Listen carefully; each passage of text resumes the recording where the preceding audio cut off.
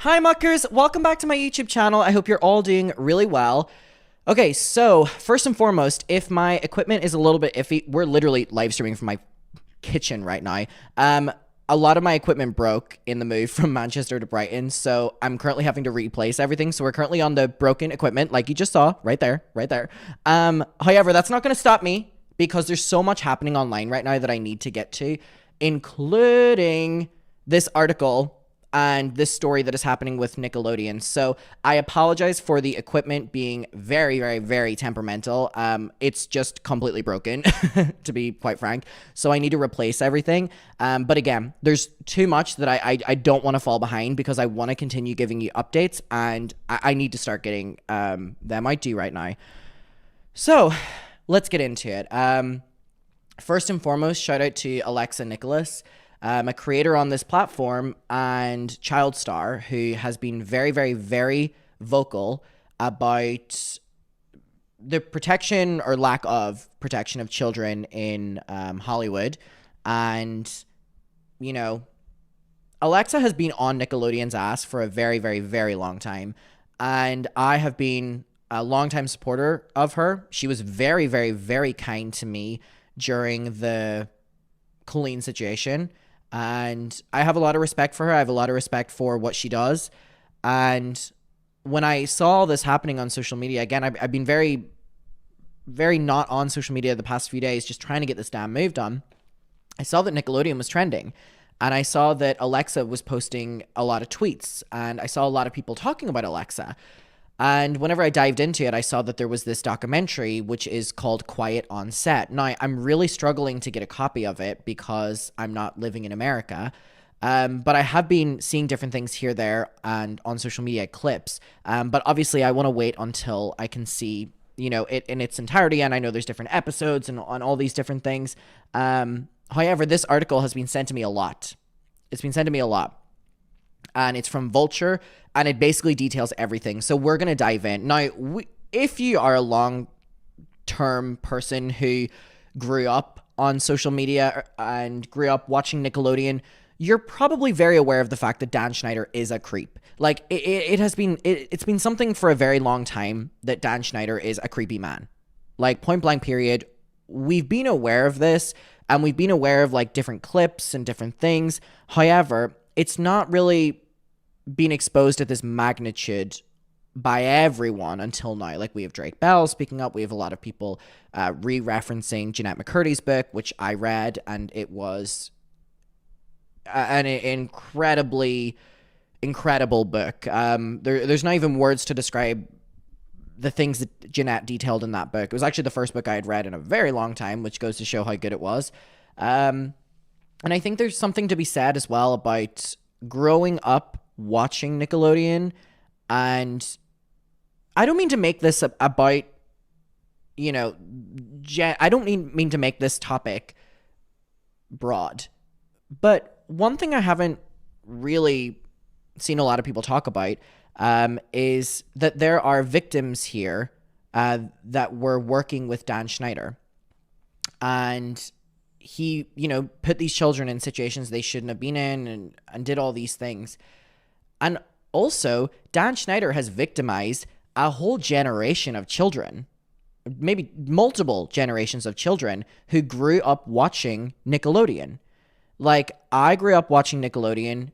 A lot of people in the chat right now, ooh, hair wet my eye. A lot of people in the chat right now have probably also watched Nickelodeon, and we were watching the content in which these children were, being forced to act inappropriately or sexual jokes or something. And I mean, for me personally, I don't know about you, please let me know down below. When I think of Nickelodeon, I think of my childhood. I think of Victorious, The Amanda Show, Drake and Josh, iCarly. Like, these shows were incredible. And it's interesting because when you look back on them, there are very, very, very creepy undertones throughout all of them. And it's just shocking to think that, I mean, I think Victorious was one of the most sexual shows. Oh God, that little thing went in my eye. Wonder what that is. There's, let me get this bastard out. Victorious was one of the most sexual shows ever. I'm actually gonna get a tissue to get this bitch out of my eye. Whew. Don't know what that is. I think an eyelash literally just went right into it. Let me get this out. talking to the mic here while I... So, Victorious was overwhelmingly sexual. And I think it was very clear in the moment because Victorious was one of the last shows that I watched on Nickelodeon. The way that they sexualized the characters, specifically like Ariana Grande and Jade and, you know, Victoria Justice, it was just wildly inappropriate. And I mean, you know the little catchphrases that they say at the end of the episodes where like the Nickelodeon screen comes on? I mean, it's literally like the characters being like, it's hard, it's squirting, it's whatever. It is just so wildly inappropriate to look back on in the moment. But again, I remember that there were so many times while watching it that I even thought it was inappropriate. It's crazy. And I mean, I remember watching, someone wrote, where the fuck is Adam? Sorry, I was getting something out of my eye. There was also these videos on the slap, specifically for Victorious. I don't mean to just focus on Victorious here. This happened in every single show where the characters would post their little vlogs. And the ones of Ariana Grande, where she literally is emulating giving a fucking blowjob or giving a hand job. And she was what, like 17 or 18 or something, maybe even 16 in those videos, and where she's upside down pouring water on herself. And obviously it's alluding to little different things. And I even remember in different Nickelodeon shows, I can't remember which one, but there were so many times that like things would just get squirted on like the young girls' faces or things like that. And oh my God, I remember as a child when I would watch iCarly, I'd be like, how many times do we have to see Miranda Cosgrove's feet? Like, and that was me as a child. And I was like, what the fuck is going on? Like, there are only so many times that you can show me Miranda Cosgrove's feet in one episode before me as a child is like, what the fuck is going on? Like, it just was so, oh my God. And then you think of the Amanda show, Amanda Bynes, completely done dirty by adults her entire life. And it really pisses me off now when people, by the way, sorry, we will read this. It pisses me off when people post pictures of Amanda Bynes now who looks very different and say, oh, she was so sexualized as a child that she's made herself ugly as an adult so that people don't want her. What the fuck is wrong with you, by the way? Like, I don't think people realize that that is not a compliment, or that's not like, you're not doing what you think you're doing by saying that Amanda Bynes has made herself ugly so that people don't want her because she was wanted as a child. That's not really the conspiracy theory you think it is. That's just a hurtful thing to fucking say. And I've seen so many hit tweets about it, and I'm like, are you fucking serious? Like, you're dumb as shit. Yeah, there, like, people saying that there were contests in iCarly where viewers would send in pictures of their feet. Like, Dan Schneider has been known as a creep, but again, not at this magnitude. Not at this magnitude. Let's get into this article though. So this says, quiet on set shows the darkest side of kids' TV. Dan Schneider, the disgraced overlord of the Nickelodeon golden era, was first accused of misconduct in 2018 when Hollywood was reckoning with the abuse baked into the industry amid the Me Too movement. Behind the marquee sketch series All That and The Amanda Show, that was probably the first show that I ever watched on Nickelodeon. The Amanda Show, I would say. It was more so my brothers watched it, but I always watched it. Why is my friend calling me? Jasmine girl, oh, she's probably going to ask me to go to the club. Girl, I'm busy. We're at the office, Jasmine. We're at the office tonight. So yeah, The Amanda Show is one of the first ones I watched. Girl, we're at the office. 3 missed calls. Girl, I'm busy. Okay, my phone is going on Do Not Disturb, Jasmine. I love you. So yeah, The Amanda Show, together with sitcoms like Kenan and Kel, Drake and Josh, Zoe 101, iCarly, Victorious. Now, I didn't watch Zoe 101 or Kenan and Kel, or All That, but I pretty much watched all the other ones.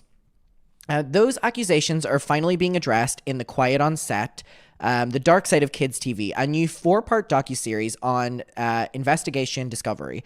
After reports first emerged in 2018 about Schneider's alleged on-set anger issues and documented tendency to post pictures of the feet of young actresses he employed on Twitter, additional victims stepped forward. In 2022, former child stars, including iCarly's Jeanette McCurdy and Zoe 101's Alexis Nicholas, who or Alexa Nicholas, sorry. We know her well. We love her on this channel. We also love Jeanette McCurdy on this channel. Called out the sexualized scenes Schneider included in children's shows. Crew members, for their part, alleged gender discrimination and harassment, specifically recalling moments when Schneider asked them for massages in the middle of the workday. Okay.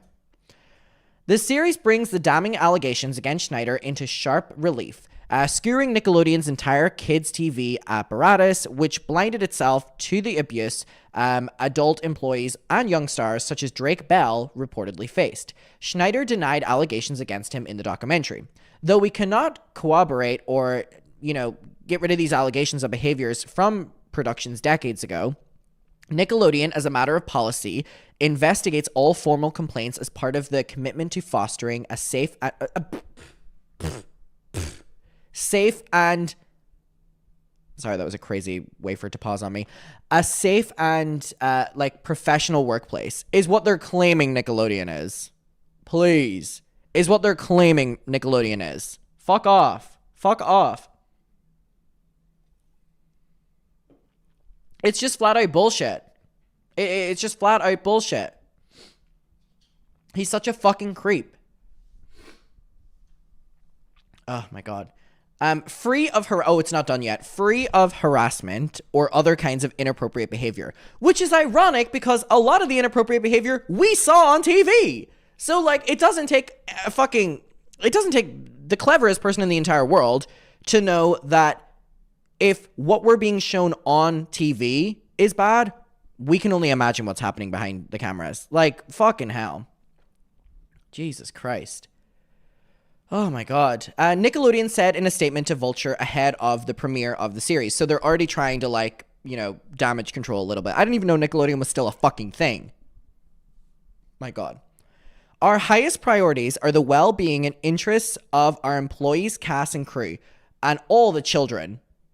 Yeah, because Dan Schneider loves children! Dipshit! And we've adopted numerous safeguards over the years to help ensure that we're living up to our high standards and expectations of our own audience. You have not set a high or standard. You have not set either of those.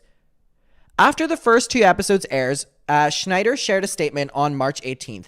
Everything that happened on those shows Dan ran was carefully scrutinized by dozens of involved adults and approved by the network, a spokesperson for Schneider wrote, per The Hollywood Reporter. Okay, he was the one with all the power, so he was the one that approved everything. You're telling me that if Dan Schneider wanted to see Miranda Cosgrove's feet and the crew said no, that he wasn't going to still do it? He was the one that ran shit. He was the one that ran the shit. Had there been any scenes or outfits that were inappropriate in any way, they would have been flagged and blocked by the multi-layered scrutiny. Clearly not. Clearly not. It continued, remember, all stories, dialogue, costumes, and makeup were fully approved by network executives on 2 coasts. That just goes to show that the entire team were fucking children-loving, children-fetishizing people. I don't think this is what they think it's doing. This is just showing that so many people in the entertainment industry have no problem with sexualizing children. You're literally hey, it's not bad that we sexualize children because the other employees do as well. That's literally what this reads as. These people are so stupid. They don't have anything to say to defend themselves, so they just immediately are but they sexualize the kids too. Okay? This isn't what you think it is. We're going to get to his interview, don't you worry. All right. Okay, in addition, every day on set, there were always parents and caregivers and their friends watching filming and rehearsals. Well, then why are there so many clips of the actors in Victorious or iCarly, whatever, being recorded behind the scenes, being very visibly uncomfortable by Dan Schneider and trying to pull away from him? There's videos of Miranda Cosgrove on her birthday where Dan Schneider's pulling her in for a fucking hug and she's trying to get away, or where Dan Schneider's trying to film when Ariana Grande's skirt is about to fucking go up and then Liz Gillies is pulling it down and being Dan, stop it. There is evidence of this. There's evidence of all this. Okay, so Dan Schneider latched onto Amanda Bynes, who many of us are aware of, whose star turn on The Amanda Show helped launch his career. So again, Dan Schneider built his career, like we know, off of children. And what did he do to those children? Sexualize them. Because the more he sexualized the children, the more, I guess, profit he made. Or I don't fucking know. Like, we were just kids watching it. So, like, we were just kids watching it. So I don't know if that means that there were other people watching it for different purposes, or maybe just creepy executives who just wanted to have a way to, like, legally do inappropriate things with children. I don't fucking know. Like, so Schneider earned his first created by credit for The Amanda Show. He specifically developed the series with Amanda Bynes in mind after casting the tween in All That and being stunned by her ability to do complicated character work and make people laugh. Oh, Amanda Bynes. When he tried to follow her into mainstream adult success with the Warner Brothers series What I Like About You, he reportedly facilitated Amanda Bynes running away from home and attempted emancipation. Sorry.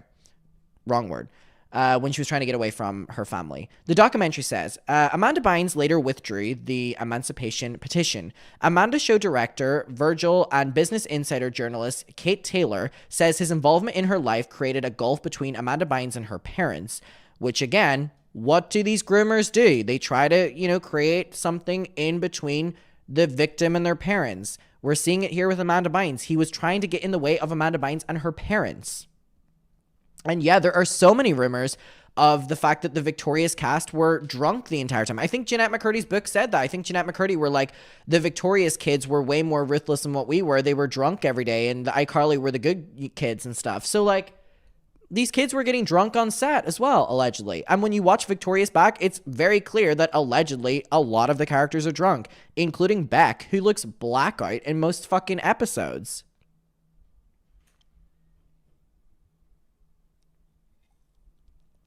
So yeah, it's been very much so heavily said that all of the actors in Victorious who were mostly underage, yeah, because they wouldn't have been 21, were either drunk or hungover during all of the filming.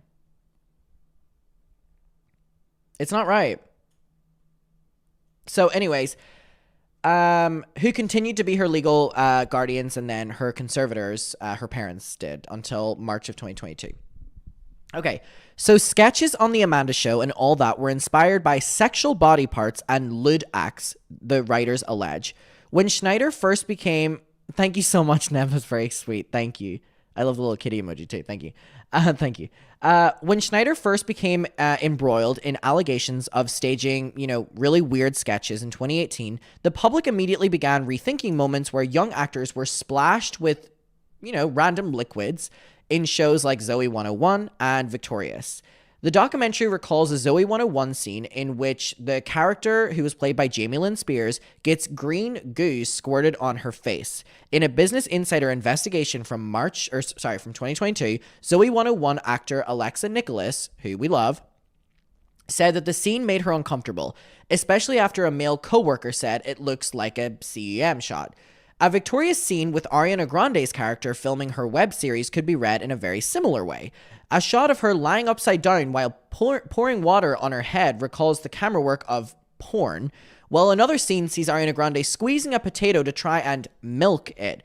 The docuseries shows additional scenes from Victorious that have sexual innuendos, including jokes about being slapped with a sausage, shaking weights in an inappropriate manner. Like, I can picture these episodes when I'm reading this.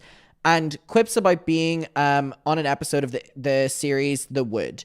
The documentary argues that these associations with lewd acts portrayed by children weren't accidental. They were part of the course, which obviously they were. They happen in every fucking show.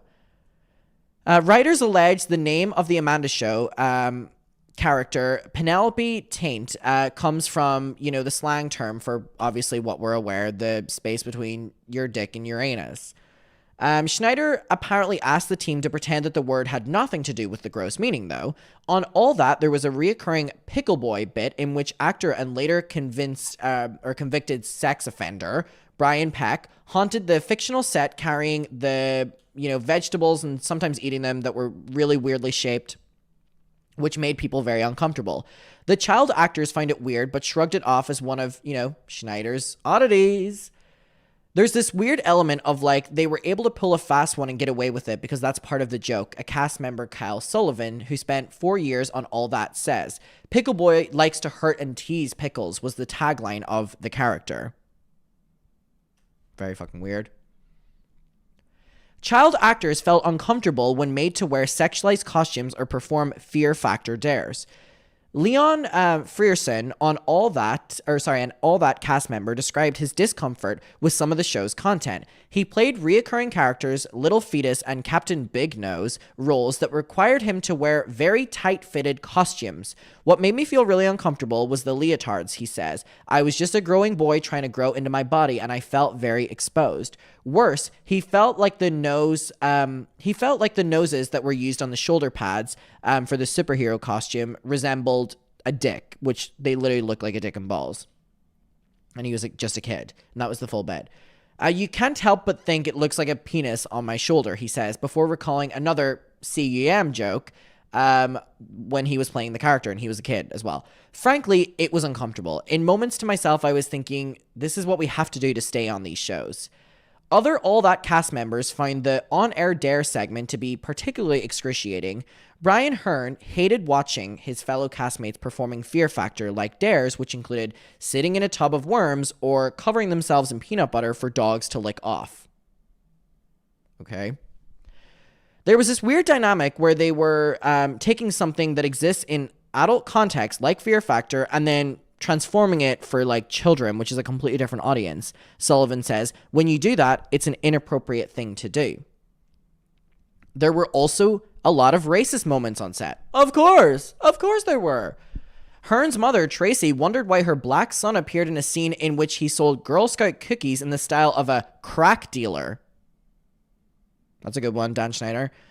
On the streets. Dan had a nicer relationship with the white kids, Hearn says. My time on Nickelodeon played a big part in how I deal and still deal with racial issues. Tracy alleges that her complaints over the adult content of the show and treatment of the son was the reason why Hearn was not asked back for a season 9. So again, if these kids or their parents spoke out, they were not allowed back. I had no idea what I was saving my son from, and it was just a house of horrors. All right, Dan Schneider's behavior on set was described as disturbing and volatile. Talking heads in Quiet on Set alleged that Schneider ran a hierarchy, an overly demanding workplace. The set on All was it was dysfunctional on the show All That. You could get away with more, like going overtime in ways that were, pushing the envelope. Beyond accusations that he was illegally overworking child actors, writers and editors say that Schneider could flip like a switch.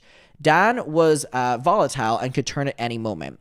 Writer Christy says, I was scared, she adds. Working for Dan was like being in an abusive relationship. Editor Karen described a moment where she keeled over from overwork and was rushed to the hospital. I could hear someone say, how is the show going to get finished? So basically overworking all of everyone on top of this as well. Even the fact that most of these people are children. Whatever. Whatever. To the point where a writer sued the Amanda Show production company in 2000. Writers Stratton and Jenny were the only women in the Amanda Show season 1 writers room, which is very fucking weird. After considering that the main character is a young girl and it's just all older men choosing what happens to her.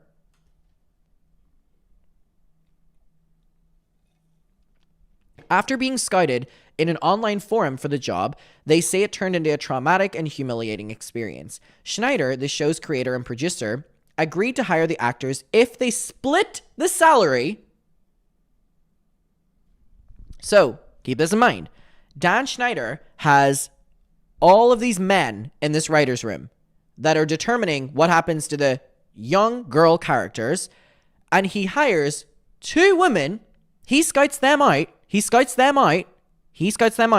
and says that he'll hire both of them if they split the salary.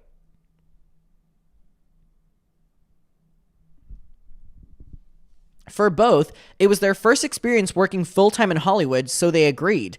While on the job, Stratton claims that Schneider was fun to work with initially until his mean jokes and gross requests rose to the fore. In one instance, Stratton was made to pitch an idea while pretending to be sodomized on the writer's room table. I think of that poor girl and what she had to go through, Stratton says. I would not do that today. Kilgan alleges that Schneider also forced her to watch pornography. What the fuck is going on at Nickelodeon? What the fuck is going on at Nickelodeon? So Stratton was fired after season 1, and Kilgan was invited to come back on the condition that she take a 16-week contract and work the remaining 11 weeks of the season for free. What? Kilgan made it through the first 4 days of season 2 before quitting. There was no way I was going to be the only woman in that fucking world with him, she tells Quiet on Set. Kilgan sued Nickelodeon for gender discrimination shortly thereafter. Stratton wrote a letter in support of Kilgan to assist with the filing. In the documentary, we see an excerpt of the suit against Storybook Productions that shows Kilgan claimed Schneider denied her equal pay. The suit was then settled for an undisclosed amount, so we don't know how much it was, settled for. Okay. Two All That employees, actor and dialogue coach Brian Peck and production assistant Jason Handy, were convicted for child abuse in the same year. Wow. Really the best environment, isn't it? We now have them all being fucking sent away to prison as well. Jesus Christ. Like, fucking hell. In the documentary, MJ, the mother of child actor Brandy, recounts the abuse her daughter faced after guest starring on an episode of All That. Jason Handy, who was later convicted for child pornography in 2004, sent MJ's daughter's emails after she appeared on the show, eventually sending her an explicit image of himself. In response to the predation, MJ took her daughter out of the industry permanently. While investigating Handy, police find a notebook in which he described himself as a, full-blown, and the mementos to be collected from girls as young as 7 he was collecting. The same year, Peck, the actor responsible for the pickle joke, was found guilty of child. The Amanda Show and Drake and Josh star Drake Bell alleges that Peck subjected him to extensive and brutal abuse during the time that he was his dialogue coach. That began after Peck drove a wedge between Bell and his father Joe, who also functioned as Bell's manager and sensed Peck was dangerous, creating the environment to prey on the then 14-year-old. Joe says that he went to the production to say he didn't like Peck being around his son after seeing the dialogue coach being incredibly touchy with him. His concern went unanswered and he was, ostracized in the aftermath, Joe alleges. Eventually, Bell fired his father and lived with his mother in Orange County, Bell says. With Joe out of the picture, Peck took on the role of driving the actor to and from set, sometimes keeping the actor at his home overnight. I was just trapped, Bell remembers. So this is Drake Bell, as in Drake from Drake and Josh. I had no way out. When asked to describe the abuse, he says, "Why don't you think of the worst stuff someone can do to someone, and then that'll answer your question," and I don't know how else to fucking put it, which is just... My God, like...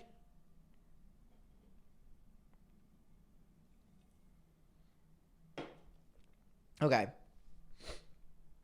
So Drake Bell recounts his surprise that Peck had the support of many in the industry during the trial. His entire side of the courtroom was full, he says. There were some recognizable faces in the courtroom. Many actors, including James Marston and Taran Killam, wrote letters in support of Peck during the trial.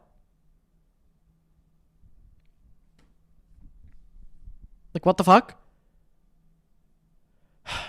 Now that Drake Bell has disclosed his identity as the plaintiff in the 2004 case, we are dismayed and saddened to learn of the trauma that he had endured, and we condemn and support the strength required to come forward, Nickelodeon told Vulture, following Peck's conviction for child and his 16-month sentence.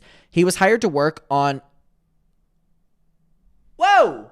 Whoa, whoa, whoa, whoa, whoa, whoa, whoa, whoa, whoa, whoa, whoa, whoa, whoa, whoa, whoa, whoa, whoa, whoa. Following Peck's conviction for child and his 16-month sentence, he was then hired to work on Disney Channel's The Sweet Life of Zack and Cody.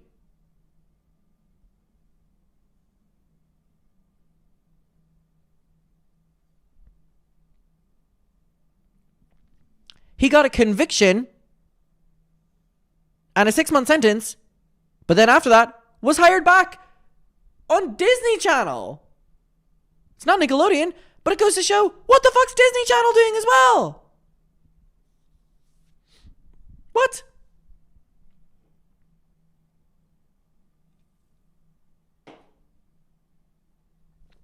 Okay. So, Peck preyed on Drake Bell as a 14-year-old. And then what age were Dylan and Cole Sprice when they did The Sweet Life of Zack and Cody? Probably even younger. Very young. Probably even younger. Yeah, I could go on a full rant about how 16 months is not enough. But I just don't have that in me to do that. Like, for how much I want to go in on that, don't have it in me right now. Because you already know that I'm just going to scream down the fucking mic.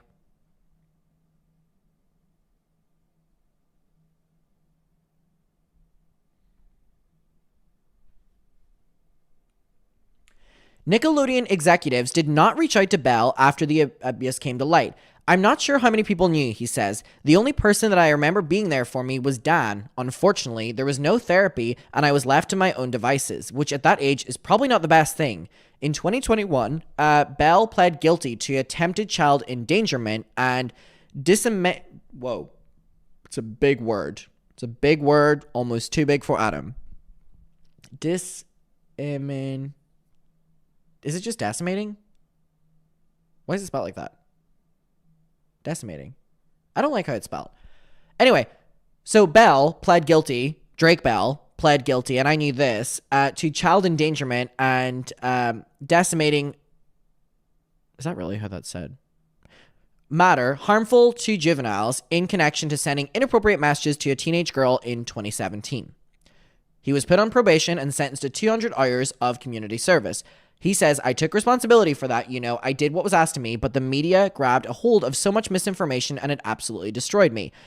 And he says, and I started to spin out of control. If I continued down that path, that would have been the end of my story. Now, here was the thing that I thought of when I saw everyone talking about this, was that I am someone who's very chronically online, and I'm someone Oh, wait, I think I said it wrong.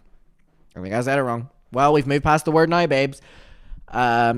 Disseminating. I give up. Anyway, this is what I'm saying. So when I saw this come to the forefront, all I could think of, because I'm chronically online, is that quite a few years ago, Drake Bell himself was accused of inappropriate behavior with minors. So for me, it was a very complex thing to, talk about or, think about. And because, Drake Bell, who, is speaking up about things that were done to him when he was a kid, Drake Bell also pled guilty, right? Yes, to, being inappropriate with children too. And I'm not going to give you my opinion on that.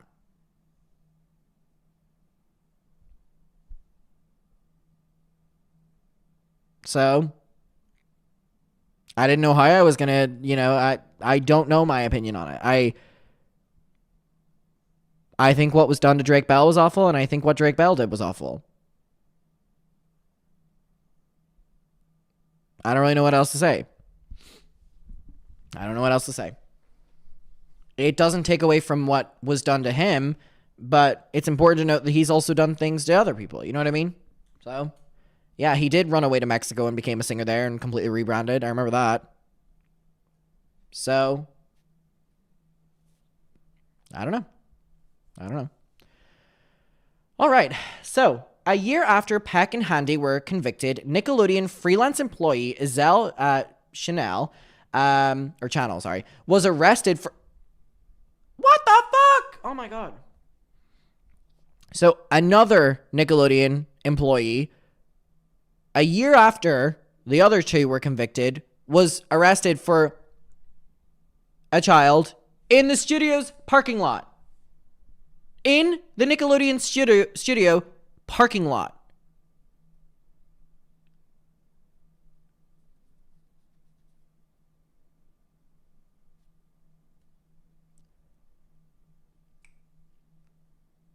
Channel managed to get a job on the kids' channel despite having prior convictions as a sex offender. The docuseries notes that Nickelodeon did expand its policy to do background checks on freelancers. Thank you, Nickelodeon. Great news, guys. Nickelodeon have now expanded their policy that they will do background checks. Thank you, Nickelodeon. Thank you. We really appreciate it. Great job. Great job. All right.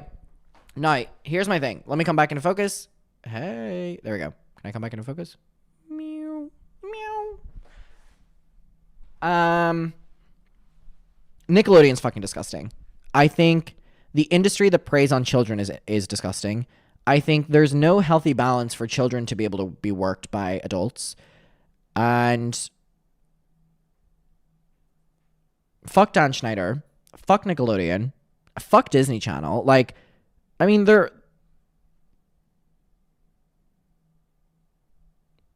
And huge. I tweeted about this earlier. I know I'm a little bit delayed, but huge shout out to Alexa Nicholas, who has been persistent on calling Nickelodeon out and persistent for making, child actors' voices heard. And I have the utmost respect for her. And I'm very happy that she's being listened to on this scale. It's been a long time coming, and I have so much support and love for her. But anyway, that is the Quiet on Set overview. I know a lot of people aren't going to want to watch it because it's going to be very triggering. I know this article itself was very triggering. And it's just a lot, you know what I mean? To think of what you were then exposed to as a child, if you were a child actor, and then if you watched the show, what were you exposed to? What was normalized for you? It's this vicious cycle in the media of just not protecting children.